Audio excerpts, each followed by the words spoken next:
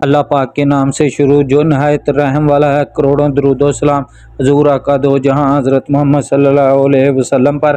तो गाइज़ आज आपके साथ मैं बहुत ही अहम वीडियो शेयर करने जा रहा हूं। तो आप मेरे पीछे जो बिल्डिंग देख रहे हैं ये कोई आम बिल्डिंग नहीं है, ये तुर्की दौर का बना हुआ रेलवे स्टेशन है जो कि तकरीबन 120 साल से भी ज़्यादा पुराना है और अपनी असल हालत में कायम और दायम है। तो आज आपको इसका व्यूज़ भी दिखाएंगे और इसके अंदर जो चीज़ें हैं वो भी दिखाई जाएंगी।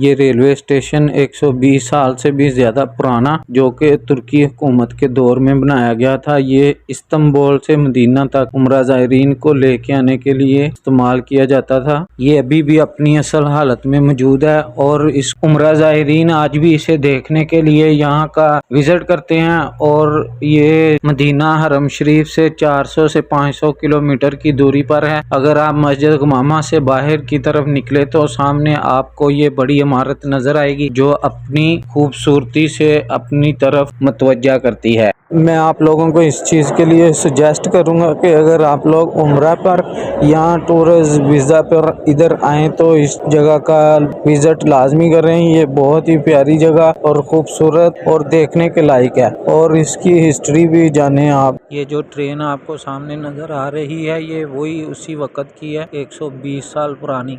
तो इसको मेंटेनेंस और इसको देखभाल देखने के लिए पूरा इन्होंने सिक्योरिटी सिस्टम भी इधर बनाया हुआ है जो कि 24 आवर इधर होता है। और इस चीज़ के लिए मैं सऊदी हुकूमत को भी सलाम पेश करता हूँ, उनको सराहता हूँ जो वो टूरिज़म के लिए इन्वायरमेंट और जो इन्वेस्टमेंट कर रहे हैं वो बहुत ही खुशाइन है और अच्छा इक़दाम है।